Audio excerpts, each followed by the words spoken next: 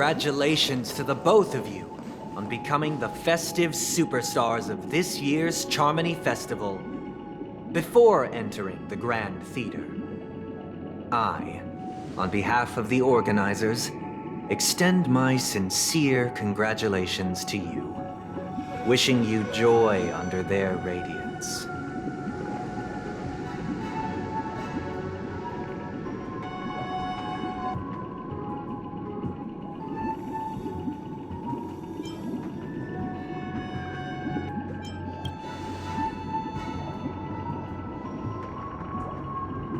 As previously promised, my sister, Mr. Yang, and I have met with the Dream Master. We delved into the truth about Penacony and its Stellaron, and have come to a consensus. Both I and the Oak family cannot acquiesce to your request. Just as expected. We acknowledge the perspective of you, Nameless. Penacony does require change, but not as you propose. The planet of festivities cannot and will not revert to a place characterized by chaos, disorder, or anarchy. Through your journey of overcoming obstacles, you must have glimpsed the essence of that era. The vulnerable ruthlessly eliminated, equality non-existent, common folk living precarious lives, eking out a dreary existence. Ultimately, only heroes like yourselves manage to achieve success. But I would dare ask, if you did not possess the special status of having a Stellaron, and you were but an anonymous and frail member among the masses, which Penacony would you prefer? A dystopia for the survival of the fittest, or a sweet dream paradise for all?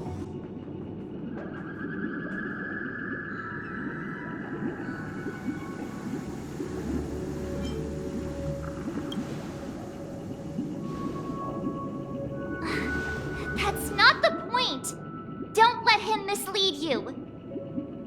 Mr. Sunday, even if the members of the Oak family can't fully agree on what to do about the Stellaron, now's not exactly the time to be holding an extensive discourse about Penacony's past and future, is it?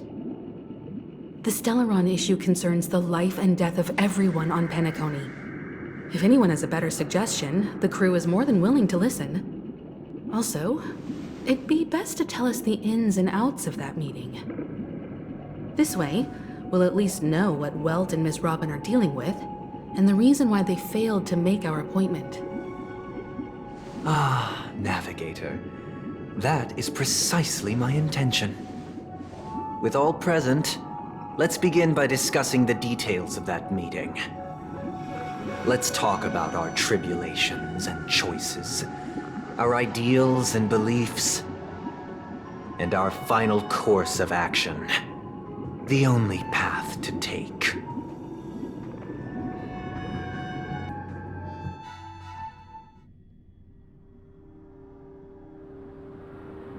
You mean to say that for the longest time, there have been scoundrels who would use the Charmony Festival that I have bequeathed to the masses as a tool to realize their ambition?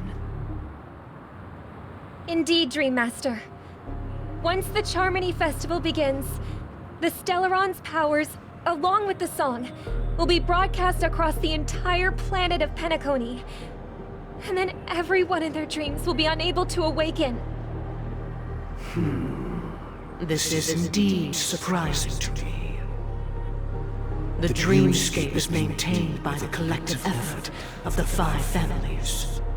If someone were to use the Charmony Festival to recklessly disseminate the power of the Stellaron, this individual must hold a position of great authority. Do you have any suspects? I'd like to ask, did you really not know of the Stellaron's existence? I would have never thought that this nameless would point the spear at me. Quite astonishing indeed. If I have offended, the Astral Express extends its sincere apologies. But the current circumstances are dire and leave no room for meticulous inquiry. We're doing this out of concern for the Dreamscape's safety. So, if you could, please alleviate our concerns. Dream Master, it's just to prove that the Charmony Festival has nothing to do with the Stellaron. If we're being overly cautious, I will return to the stage to offer tribute in song, just per the arrangement.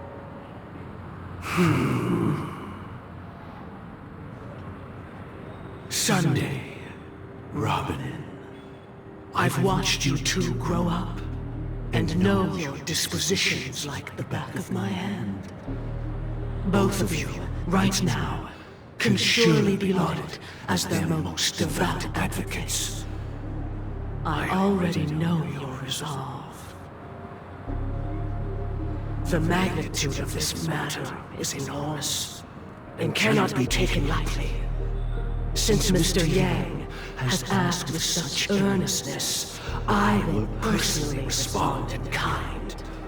If there is a need, the entire Oak family will be mobilized to heed your call.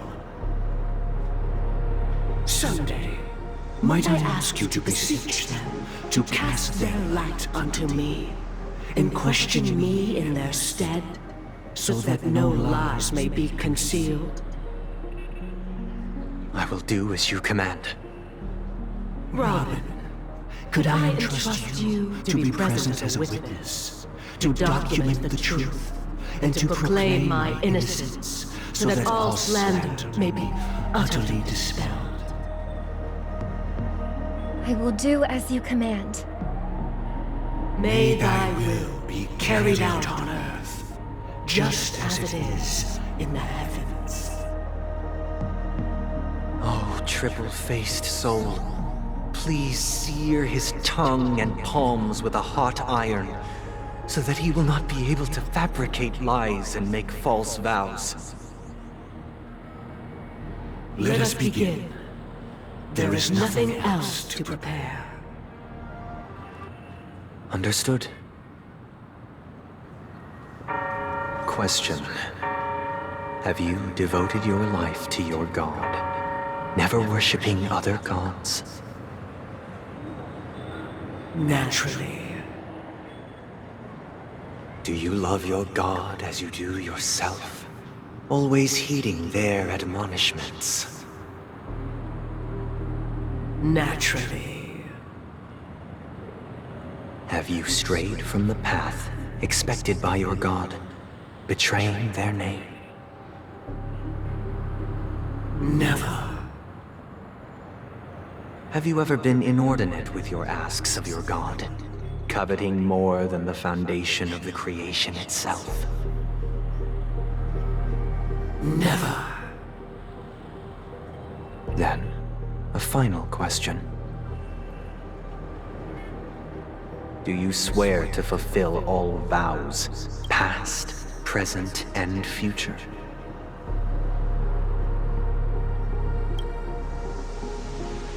With the Eon as my witness, if I do not deliver on my words, or if I renege on my vows, may I be cursed in accordance with divine law. They have seen your faith, and have endorsed your faith. With this, it can be evidenced... Just a moment. What is it, Mr. Yang? I have another question I hope to have answered. To my understanding, the family's harmony and prosperity have never relied on so-called divine laws. The god you both mentioned, are they truly Shipe?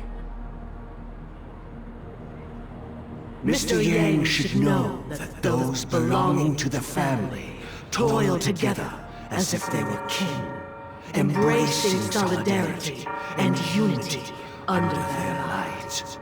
All duplicity is laid bare before the harmony. Such a delicate and complex symphony. Which other god could perfectly harmonize this, if not for the Great One, Shipe? Perfectly harmonize. Therein lies the problem. It isn't an outsider lurking in the shadows who changed the harmony, but a dissonance that has surreptitiously emerged from within this very symphony itself. In the distant past, there existed an eon. With one flick of the wrist, they crafted the laws of the cosmos. Their followers formed the Beyond the Sky Choir, spreading solemn and reverent hymns throughout the universe. Later, they fell. The route traversed by this eon clashed with the harmony, ultimately being absorbed and fused into it.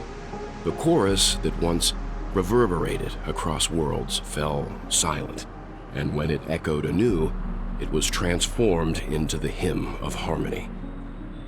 Though an eon may perish, paths with no masters still linger. In the all-forgiving harmony, echoes of bygone dissonance may subtly arise. Mr. Yang. Being overly astute can be a detriment. Especially when you find yourself alone and without allies. So this is how it is. For the sake of our grand cause, Sunday, please afford these two an opportunity to rest. What?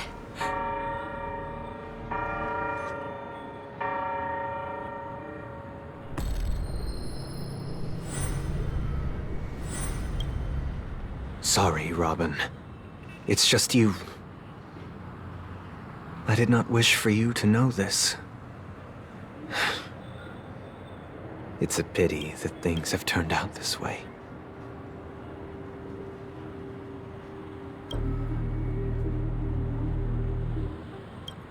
So, this is the true reason I can't sing? The shadow that envelops Penacony is actually... We were never children of the harmony. Our ideal paradise could not have been crafted by Shipe. True bliss can only be guaranteed by the one who transcends the many. Within the foundation of law, humanity establishes civilization, and through harmony, we obtain order.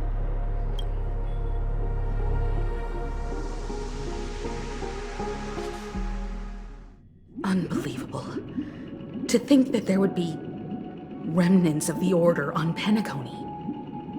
What have you done with Mr. Yang and Miss Robin? Don't worry. I just gave them some time alone to ponder their fates. You should know that these actions make you an enemy of the Astral Express. Should we need to stand against the Nameless, it would only be myself and the Oak family involved.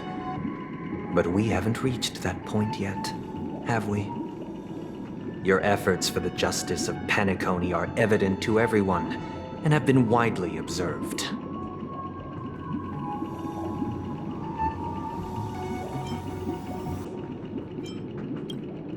Smart kid. You're just as sharp as the other one. If it is the Order that drove you to imprison Welt and Robin, and you're using them to coerce our compliance, then there'll be no point in entertaining any type of discussion. You're mistaken, Miss Himiko. They are in very safe hands, and just as the family has always proclaimed, no one can be harmed in the dreamscape, least of all in the beautiful new world belonging to the Order. Penacony and the entire universe have witnessed far too much innocent bloodshed. The strong wield their blades against the weak, and the victors push the vanquished to the brink of life. Natural selection. The world abides by this principle, establishing the well-being of humanity atop the corpses of the downtrodden. Only we, or rather, I, possess the power to put an end to this farce. So you've decided to resurrect a dead Eon? No one's ever done such a thing. If Miss Himiko is interested, let's draw back the veil and speak candidly. I've always firmly believed that people can understand one another through peaceful means. I'm willing to divulge the unembellished truth as to the intentions of the Order's Pathstriders, so that you will make better judgment for the Astral Express, for Penacony, and for this stretch of the universe. Words can hardly do justice to the beauty of that ideal. So, come with me, everyone. Let us retrace our steps and see once again where this road leads. Huh? Where'd he go? Welcome.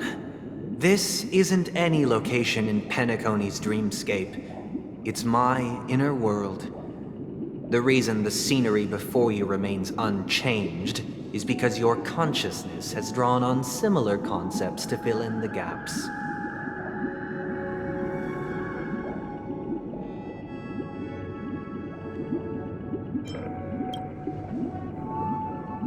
That means... Did you do the same to Welt? It's a tuning process. Stronger in effect and more draining on the mind. The gray-haired guest has experienced it before, so she should understand what it entails. Tuning allows you to intuitively grasp my feelings, which also means that I cannot hide anything from you. Now, everyone, please look at the huge screen. The road we once took begins here. From this point on, you will witness the numerous decisions I've faced. I've selected a portion of these to share with you. I believe after going through similar predicaments, you'll be able to better understand my thoughts. Let's begin. The first decision. A story about a baby bird. This story happened when Robin and I were very young. We were victims of the Stellaron disaster, and the family's Mr. Gopher Wood, who would later become the Dream Master of Penacony, saw that we siblings had no one to turn to and took us in. Later on, Robin and I lived a time with nary a care in the world. One day, after dinner, while my younger sister and I were lounging about in Mr. Gopher Wood's yard, we spotted a fledgling Charmony dove all on its own. That baby bird was tiny. It didn't even have all of its feathers, and it couldn't sing. When we found it, it was already on its last breath, having fallen into a shrub, probably abandoned by its parents. We decided to build a nest for it right there and then. However, thinking back, that winter was unusually cold, with fierce winds at night in the yard, not to mention the many poisonous bugs and wild beasts in the vicinity. It was clear that if we left the fledgling in the yard, it stood no chance of surviving until spring. So, I suggested we take it inside, place it on the shelf by the window, and asked the adults to fashion a cage for it. We decided that when it regained its strength enough to spread its wings, we would release it back into the wild. The tragic part, something that we'd never considered, was that this bird's fate had already been determined long before this moment. Its destiny was determined by our momentary whim. Now, I pass the power of choice to you all. Faced with this situation, what choice would you make? Stick to the original plan, and build a nest with soft net where the Charmony dove fell. Or build a cage for it, and feed it, giving it the utmost care from within the warmth of a home. I eagerly await your answer.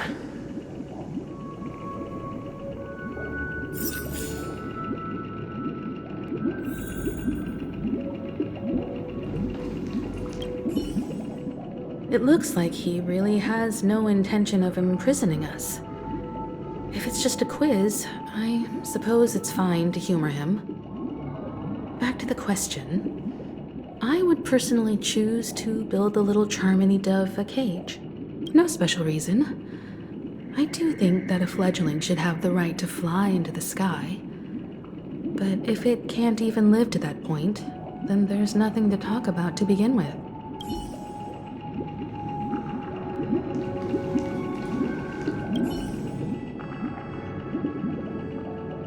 That guy just casually throws this kind of question at us? What exactly is his deal? But fine, I'll answer, I guess.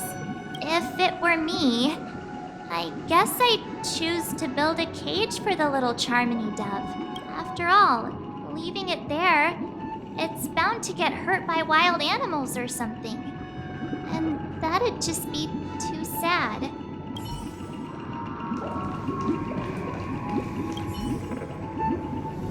I can't decipher his intentions right now, but based solely on that question, I would probably choose to build that dove a cage. Even if I was gonna release it back into the sky, it'd have to be strong enough to fly first. If I left it where I found it, I fear it'd never get the chance to fly ever again.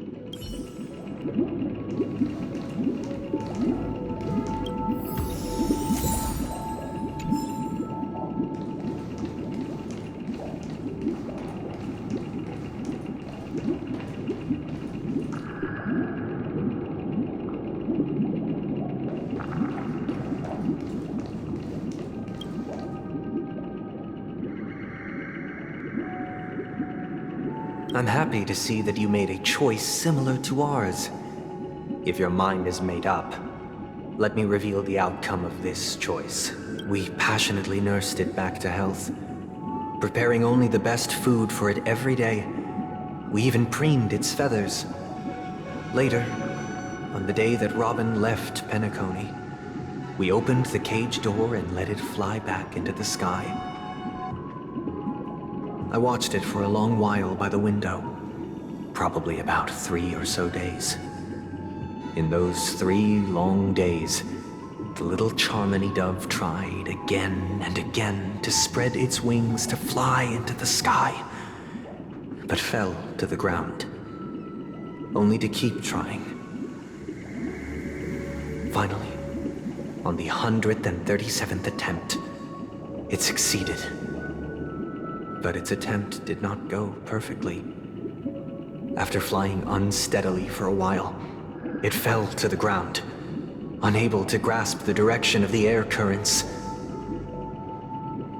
The fall shattered its wings. It writhed helplessly in my embrace. But it was all for naught, finally succumbing to a painful demise. And in that instant, our tender care, our given love and hopes, they all became the inevitable push that sent it to its death. I deeply regret the choices we made. Next, let us head to the second decision. This time, it's the story of a dream chaser. This story happened when I was appointed as Bronze Melodia, a position exclusive to the Oak family, charged with listening to the problems and vexations of Dreamscape residents, and providing them with the relevant guidance. It was during that period that I had the opportunity to hear voices from all corners of the dreamscape. Joy, sorrow, arrogance, regret. The complex tapestry of human nature that formed the world. And I was fortunate to catch a glimpse of it. He was a dream chaser and an illegal stowaway. Just like the rest of them, he came to Penacony in search of a better life, except that, to most people, the price he paid, I suppose you could say it was everything. He told me I sold everything I could at home. The house, the land, even his 2 children. He said he could not afford to raise them, and that at least they could eat if they lived as slaves. He had a plan in place. He would buy back his children once he had made his fortune, and enjoy Penacony's beautiful dream with them.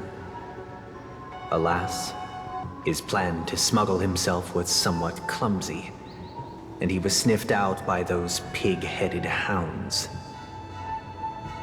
After hearing the Dream Chaser's story, I immediately appealed to the Bloodhound family to cease their pursuit. That way, at least he could live peacefully.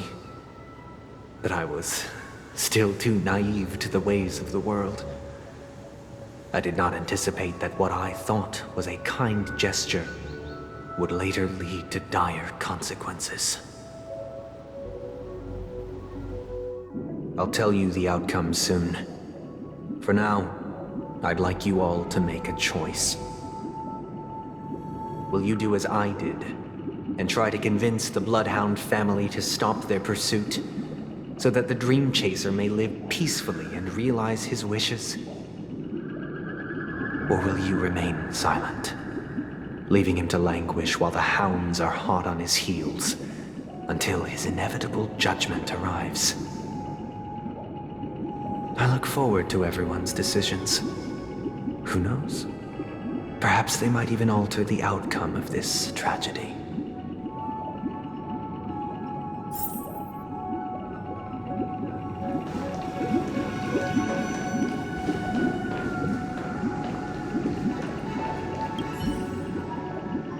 It seems illegal stowaways are really quite common on Penacony. But that guy in the story, I don't think he deserves any sympathy at all. He sold his kids to chase a dream. Even if he intended to go back for them, it's still insanely irresponsible. With that thought, there's only one choice. Let the Bloodhound send him back home. This person deserves to be punished.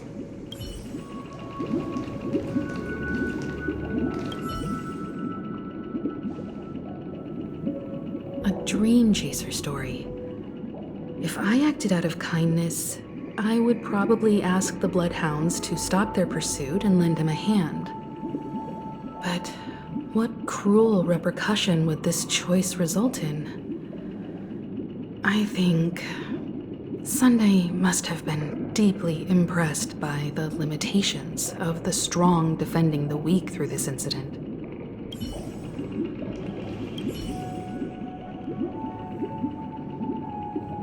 This question. Surely it has some connection to the baby bird story. And this connection is precisely the breakthrough Sunday aims to use to persuade us. I'd probably choose to ask the Bloodhounds to cease their pursuit.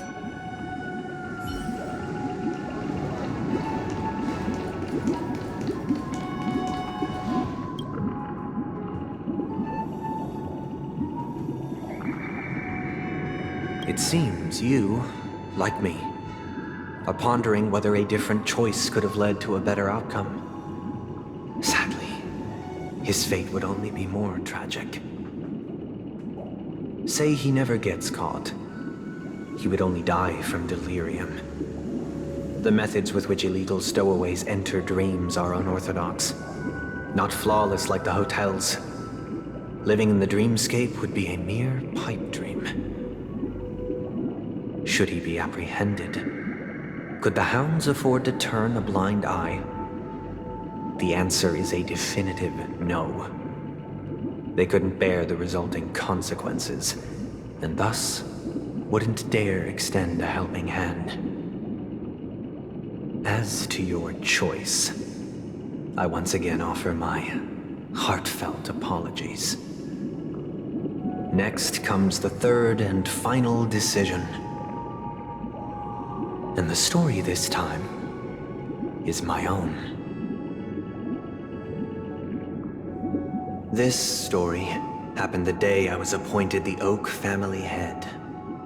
At that time, Mr. Gopherwood was the current Dream Master, and as per his wish, we had a private conversation. What surprised me was that the Dream Master had only come to deliver a letter to me. He let me read its contents, and it was a letter from my sister. The letter contained the usual pleasantries, anecdotes from her travels, nothing out of the ordinary. Just as I started wondering how this letter related to our discussion, the Dream Master began to speak. Do you know who wrote this letter? My sister, of course. But why would you personally visit me to hand me a letter from my sister containing mere trivialities? To help you grasp the full scope of this issue. Do you know where Robin is at this moment? From what the letter indicates, she must be in Caspelina 8, correct? She's touring there right now. Correct. Has she mentioned anything about a stray bullet? A stray bullet? What? A war has broken out on that planet. It is because of this very reason that Robin chose this destination. To spread the word of the Harmony, and to save the lives of that planet. She personally made for the front lines. She hoped to ease the people's suffering with song, and was willing to brave mortal danger to deliver the IPC's medical supplies. Unfortunately, stray bullets show no such compassion. Is she all right? If the operation was successful, she should probably be recovering in the field hospital. By the eon above, the bullet struck her neck directly, yet possibly as a reward for her consistent deeds of harmony, it didn't hit any vital arteries. Once you've attended to your outstanding tasks, it'd be advisable to write her back as soon as possible. Those damned savages! I'll pack my bags right away. My gratitude for bringing this to my attention, Mr. Gopherwood. Now you understand why she always wears such elaborate neck ornaments, don't you? How could this happen? Miss Robin. It's all in the past, so please don't worry. I share this in the meager hope that you will understand the Harmony's limitations and predicament. As grandiose as the strong defending the weak sounds, many times, it is nothing more than wishful thinking.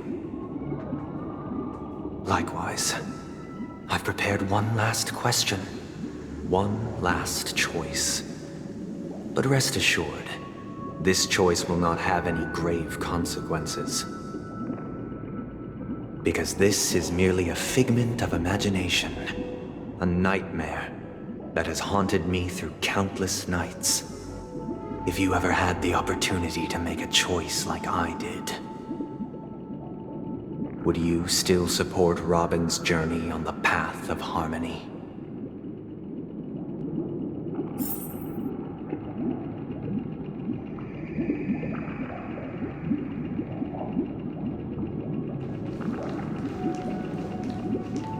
often feel like I've dreamt of similar scenes on certain nights. In the dream, I see blurry faces.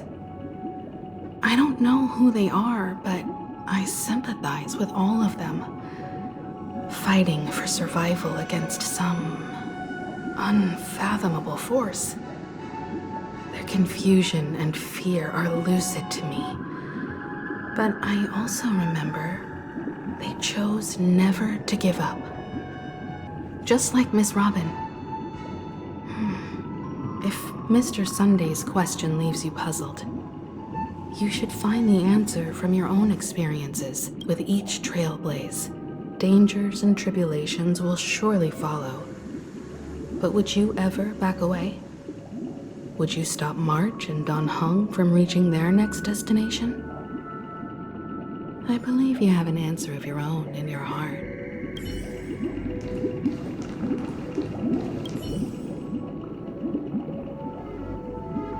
I can't believe that happened to Miss Robin.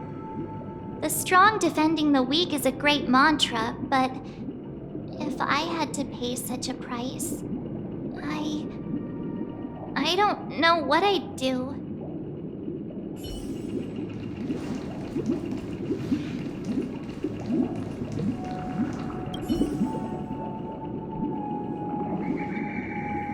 Miss Robin's courage is admirable. And here I was thinking she was just another superstar celebrity. But the fact that she's also Mr. Sunday's younger sister?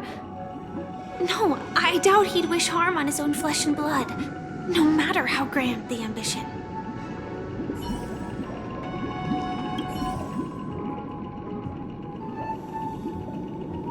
Miss Robin's, but the fact...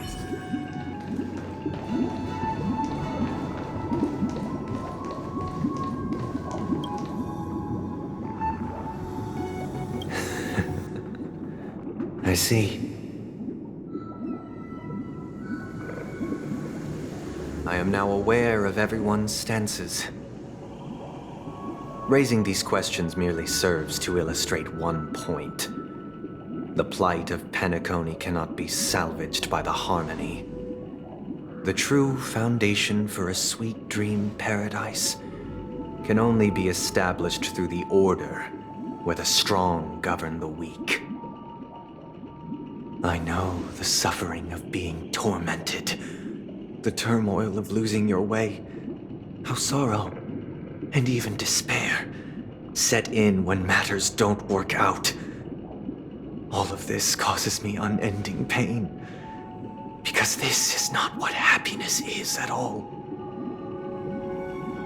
We must teach the weak how to live a happy life. And this life isn't some noble propriety that the upper crust preaches, but in definitive terms, a way of survival that belongs to everyone. So what is your definition of living a happy life? Good question. Human consciousness is fundamentally an illusion, a cage known as self-worth. People lured in by this illusion make mistakes, yet still ask that external influences bear the burden. When one mistake after the next permeates the masses, they become impossible to trace. Thus, the amassing of these individual cages culminate to form a prison, a place dictated only by the rule of survival of the fittest. Nature is always accompanied by predation and sacrifice. Its antithesis is known as order. That is what I want to do. Unite people's happiness under the banner of order. They won't need to make bitter choices any longer, nor face the weaknesses of humanity. They can cast aside their primal instincts to build a haven for mankind. Simply describing thoughts is far too abstract, so allow me to provide a simple example. As you all may know, there are societal norms like weekends and long weekends that exist on some worlds. During these hard-earned rest days, people are given the chance to extricate themselves from the stresses of everyday life, allowing a certain tranquility to return to their souls. And it is only on these days that people do not have to adhere to the law where the strong prey on the weak. They can live out their lives happily during these brief intermissions. It's just a pity that 2 or 3 days are still too fleeting compared to the span of a lifetime. From where I stand, society's ideal system should be 7 rest days. Following Sunday, there should ensue a second, a third, and indeed an infinite procession of Sundays. This should be the face of the new world. Idyllic, eternal, peaceful days. And thus, every person can return to their base selves in this utopia. Some gaze in reverence at the stars, pouring their whole beings into calculating the distance between us and the isolated world of Pagana. Meanwhile, some seek refuge in quiet corners, holding one another, unencumbered by the chains of unwelcome obligations. There would be no need to bear the hardships of reality. Only in this way can humanity face the inevitable end with the purest of spirit, living a life of dignity. This is what it is to live in bliss. Miss Firefly, you who are stricken with entropy loss syndrome, you of all would surely understand this.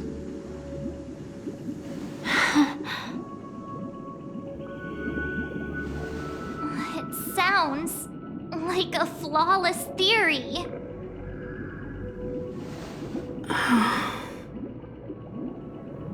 But what is the price to attain all this?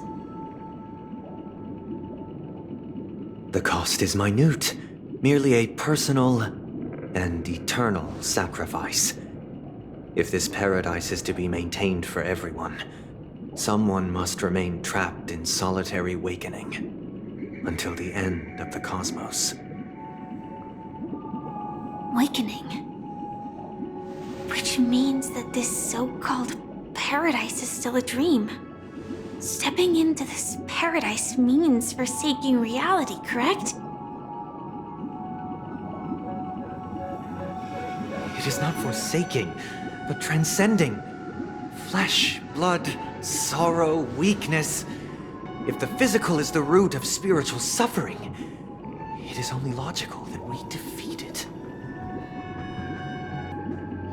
But in this supposed bliss, people won't have defeated their demons. The chance to overcome their tribulations would be forever lost to them.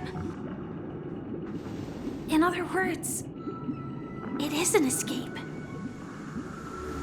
That's another way of understanding it. But there is no shame in escape. On the contrary, the seeds of escape exist in everyone's hearts. Don't you agree, Miss Firefly? And as to why we sleep, it is because we are afraid to awaken from our dreams. But this is not in conflict with the grand plan. Only in acknowledging this can we truly understand the frailty of human nature, and from there, show compassion and protection.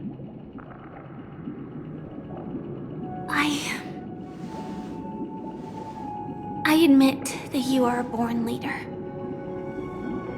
Your perspective on humanity brims with pessimism. Yet you express compassion for all, even when your heart pities them. But unlike you, I live for the self. From my perspective, individuals making choices for themselves is their birthright. The want to escape may be innate in the weak. But whether they are weak or not, it is not up to another to decide. Perhaps in your mind, you also view me as weak?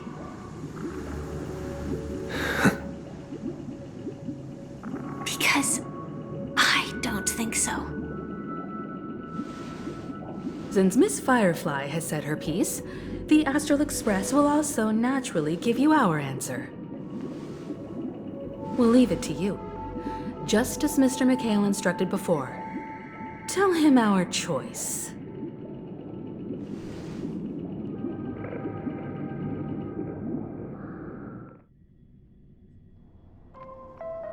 What is this place? Does this place ring any bells, Misha? I don't know, but I feel a sense of deja vu. What is this place? It's the realm within a dream bubble. This was left to the Astral Express by a nameless, but weirdly, when we entered it, it was completely empty. Dr. Edward from the Dreamscape sales store told me that dreams are formed from memories, and a dream bubble can't take shape if its core is empty. So I thought you might be able to help us in unraveling this mystery, Misha. As a hotel doorman, you know Penacony best among us.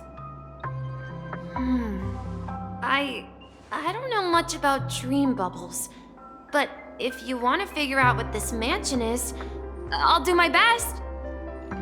I'm counting on you then. Himeko, I still don't get it. Why were you so sure that Misha had a connection with this dream bubble? I wasn't sure. It was just a hunch. But since Misha feels familiar with this place, my hunch might be correct.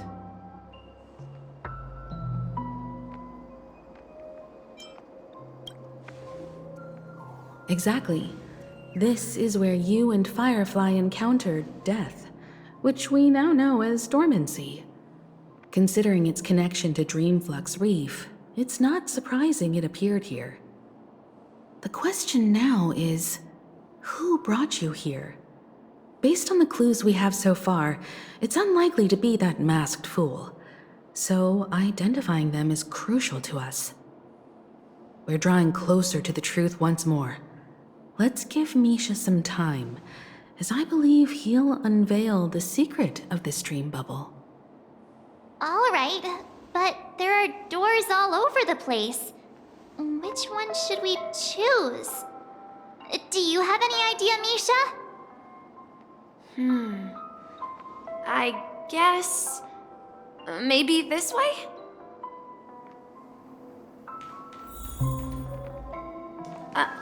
I'm not entirely sure, but...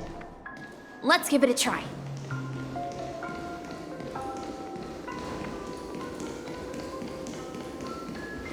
Wait, you managed... Weird. This place is quite different from the hotel. But I feel like I've been here before, and even lived here for a while. If I remember correctly, there should be a fireplace down that hallway. Clocky and I used to sit by the fire, listening to the crackling of firewood. And the room on the other side was the toy room. I loved spreading out all the toys from the box on the floor and making up stories for each of them. Hold on. This doesn't make sense. Didn't I grow up in Dreamflux Reef? So, what is this place? This could be a case of amnesia. Don't worry, Misha. It's common for everyone to forget certain aspects of the past. Those memories haven't vanished. They're just lying in the depths of your mind. We can surely get them back. Since this place seems familiar to you, why don't we explore a few more rooms and see if you can recall anything more?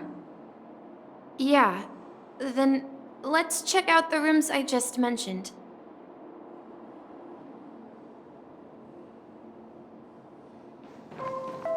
Tick-tock.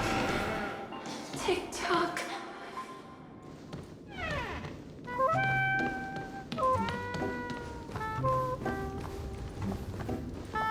I heard some noises from the room.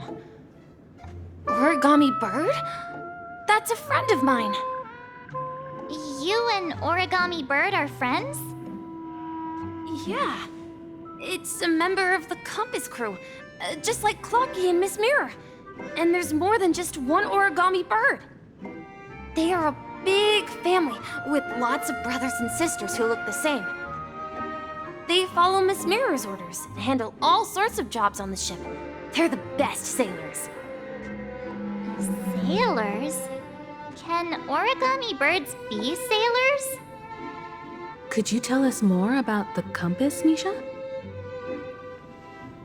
The Compass is a ship bound for the New World. Clocky and his partners travel through layers of fog to the depths of the sea. Whenever there is danger, Clocky will use a compass and guide the ship in the right direction. That's a great story. But in the Penacony cartoon, Clocky and his partners have always lived in Dreamville and never ventured out, right? Huh? Oh, that does seem to be the case. Weird.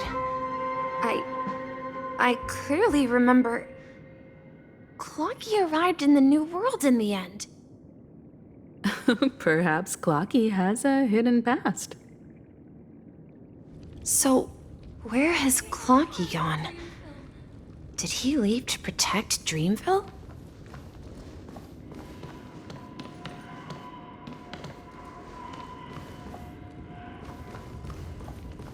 Just like they did with Clocky.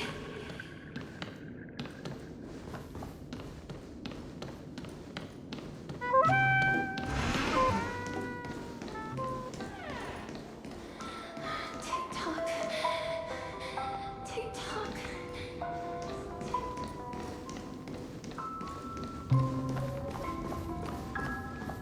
Mikhail, that's the name. Now we all know him as the Watchmaker. So, who is he talking to? Do you know anything about it, Misha? I'm sorry. I don't know much about the Watchmaker. But, Mikhail, Anything special about that name? Mikhail is Grandpa's name. Grandpa? Do you mean you're the Watchmaker's grandson? But we haven't heard anything about the Watchmaker having descendants. And the name Mikhail is not rare. Perhaps it's merely a coincidence. Could you tell us more about your grandpa, Mikhail? Yeah, sure.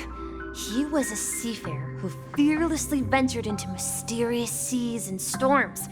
He was always on the sea and had lots of friends who accompanied him on his travels.